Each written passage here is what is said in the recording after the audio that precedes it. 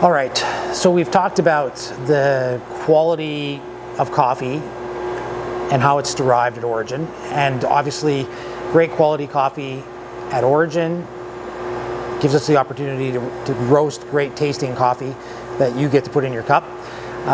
Poor quality coffee at origin cannot allow us to roast great quality coffee that you would put in your cup. Obviously you can take great coffee, great green, and wreck it, but you can't take poor green and somehow magically enhance it. So we're operating on the assumption that we're buying great quality coffee. And to be honest, I've tried in the past, the definition, the specialty coffee definition of specialty coffee is zero defect coffee, and realistically, zero defect coffee is almost impossible to find, no matter what. No matter how hard you try, finding zero defect coffee is virtually impossible. The only way you can really get zero defect coffee is to spend countless hours and dollars hand selecting every possible seed that is somehow flawed out of the coffee, and that just isn't, it's just not viable, to be honest. So technology's come a long way, and you know, in dry mills at origin, they have machines now that use infrared and UV lights to identify poor quality seeds, and they use air puffers to puff it out. But as good as technology is, we're still somewhat susceptible to just the reality that you're dealing with an agricultural product and not everything is perfect. With that said, when we get the green coffee, it's roughly at a 12% moisture content. And when we put it into the roaster, the first job that we're basically attempting to achieve when it goes into this roaster is what we call the dehydration phase.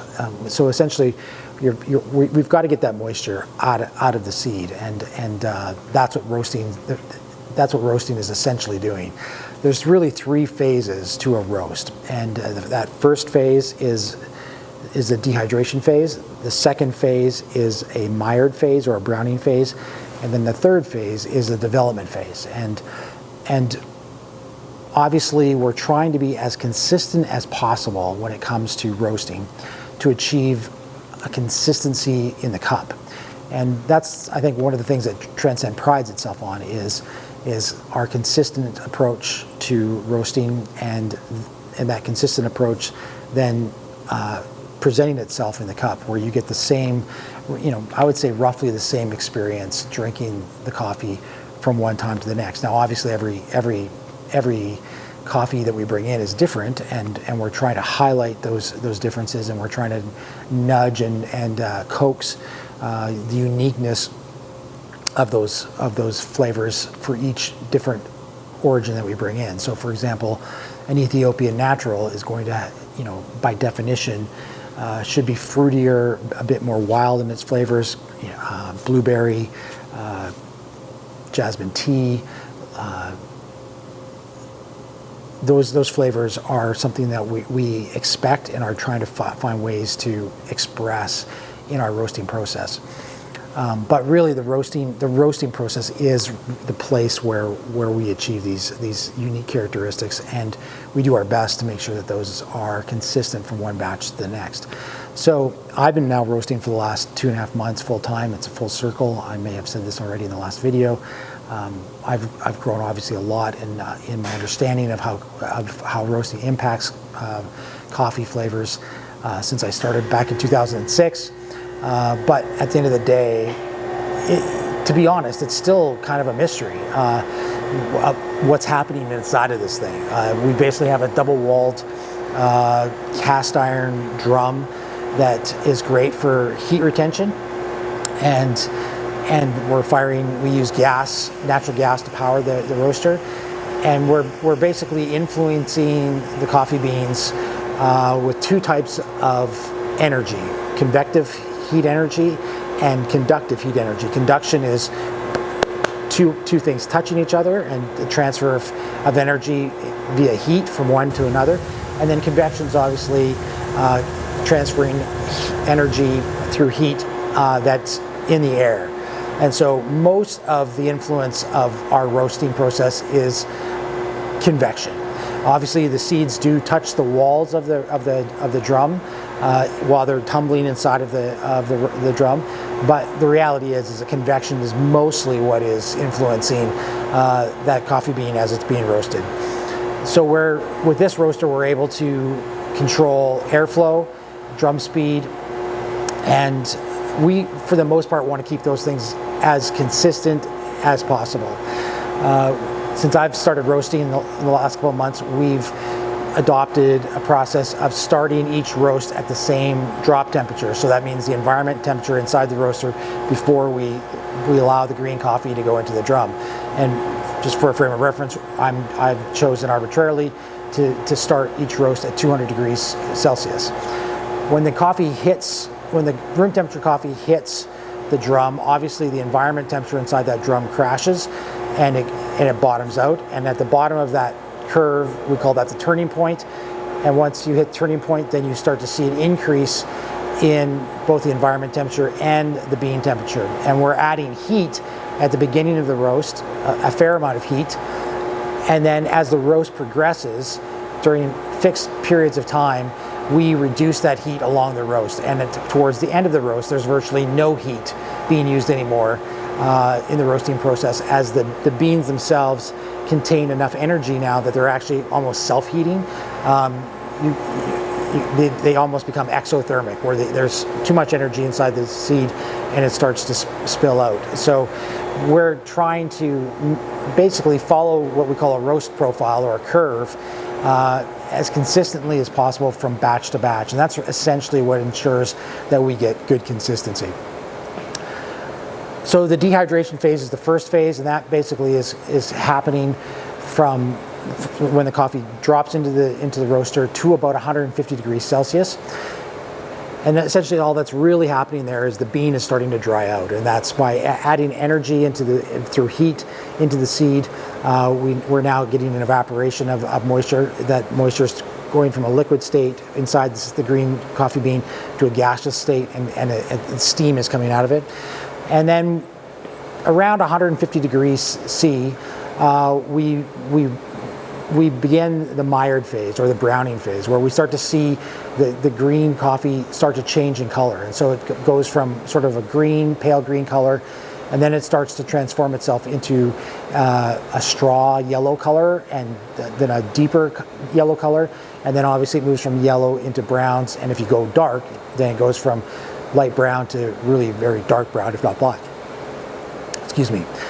We don't roast dark, to be honest. Most of our coffee beans are roasted to a medium level. Even our darkest roasts, both that you find in the Aurora and Gateway blends, those I honestly would call medium dark roasts. They're not even into the dark roast category. So there's a ton of chemistry happening in the roasting process. I'm not a chemist, and frankly, there is a lot of gaps in our understanding of what's happening inside of that coffee seed as it's being roasted. But suffice it to say, as you introduce heat and energy to that seed, basically you're getting chemical reactions taking place. Amino acids are interacting, sugars are being converted, acids are being influenced. There's just tons of stuff going on inside of a coffee seed during the roasting process. There are hundreds, if not thousands, of organic chemical components inside that seed. And they're interacting in ways that we don't even understand. We've sent our coffee to the University of Alberta, and they put it in gas spectrometers, and they can identify a number of chemicals in there. But really understanding completely what's going on during that roast process, I'd be lying to tell you if I understood it, because I just don't. What I do know is that there is a process at play, and the more care and attention we employ in that process, the more consistent and the better tasting coffee that comes out the door. So that browning phase happens from about 150 degrees Celsius to roughly 190 degrees Celsius, thereabouts. It'll vary from a couple of degrees here and there, but around 190 degrees Celsius, we get to a stage called first crack. And that's essentially where we've introduced enough energy into the seed and there's enough happening within that seed that we're now that the steam inside that seed is actually causing the cellular structure within the bean to crack. and we can actually hear it. It's an audible crack that happens. Often when I'm roasting, I'll put my ear towards the drum and I'm listening at that temperature for first crack, because it's important that we mark when first crack starts, because first crack is the beginning of the third phase of the roast, which is the development phase. And it's that development phase where all the magic really happens, to be honest. And it took us a long time to figure out how to roast coffee through trial and error, and what impact that development phase had in terms of ensuring that the coffee, when it's done roasting, doesn't taste vegetal or green or straw-like, or doesn't taste baked or roasty or burnt. And so it's that development phase that allows us to control the unique flavors that come out in the coffee when it goes into your cup. And we vary the development phase depending on the coffee itself. And so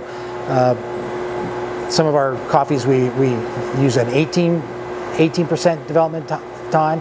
Some in our darker coffees, for example, we go 29%. So essentially, the development phase is we're monitoring the amount of time in that development phase takes in relation to the entire roast period, which is roughly 12 minutes. That's sort of a good benchmark for our roasts, is that we're roasting the coffee for roughly 12 minutes.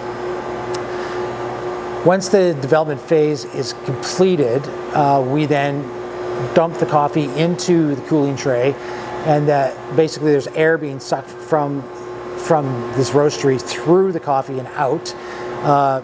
And it's not just about getting a little bit of smoke out of the building. It's actually all about getting that coffee, which is very, very hot, to cool down below 50 degrees Celsius in the shortest time frame possible. Because if we don't do that, then we've basically got that, as I said before, coffee seeds have this unique characteristic of being heat sinks. And if you don't forcibly cool the coffee, they basically will continue to cook for a long time after you've dumped it out of the roaster. So our goal is to get the coffee below 50 degrees Celsius in as short a time as possible. So once it's cooled, then we will put it into the destoner, which is here on as I'm pointing to the destoner. And essentially the destoner is just a vacuum that's calibrated to lift roasted coffee up, but doesn't have enough suction power to pull up rocks. And while there aren't a lot of little pebbles or stones in coffee, they occur frequently enough. And so we're basically wanting to make sure that you don't end up with little stones in your coffee, because they're hard to see and they'll wreck your grinder. So basically we're using a destoner as one more tool in terms of creating a better experience for the end user, so we're not wrecking people's grinders, or our own grinders for that matter. So that's really the process at play in terms of how coffee is roasted. It's not rocket science by any stretch, but having said that, it is a combination of art, craftsmanship, and science. And as I've already indicated, the science side of it for me is a bit of a mystery, to be honest, of what's going on in there. To suffice it to say, coffee is this weird industry that exists where there's a ton of money at play, but there really hasn't been historically a lot of research done in the world of coffee. And most of the research happening right now through World Coffee Research, which is an organization funded by the Specialty Coffee Association, is really geared more towards hybrid development, as coffee is being more and more influenced by environmental conditions and climate change. As I've noted in our last video, the climate change impacts are what's driving spikes in prices, and that's, research is really focused on trying to find coffee varieties that will not be as susceptible to moisture, rain specifically, and the resulting fungus that grows on coffee leaf because of standing water. And also, so we want rain resistant or moisture resistant coffee, but as we mess around with varietals, we also affect inherent quality when it comes to enjoyability when you drink it. And so it's the balance of creating durability in the plant while still producing great tasting coffee. And that's the challenge at play. And that seems to be where most of the money is being spent these days, is in hybrid development. So there isn't a ton of research that's gone into understanding all the chemical processes that are happening inside these roasters, other than we all know and love that we can take this seed, which basically has no flavor. I've tried to chew on them, and they taste like nothing. And when we roast them, they magically turn into, this thing that allows us to brew, euphemistically, nectar of the gods, right? So that's hopefully a description of how we choose to roast coffee that will help you just gain a little bit of insight into the behind the scenes thing that most people don't understand or don't get an opportunity to view and understand in the process. So hope that's clear as mud, and yeah, thanks for watching. I hope you've enjoyed this thing. As always, send me an email, paul@transcendcoffee.com. If you have any questions about this video, or if you have any suggestions about what I could be doing in future videos, if you're curious or have questions, please pass them along, and I'll do my best to answer them. All right, until next time, take care.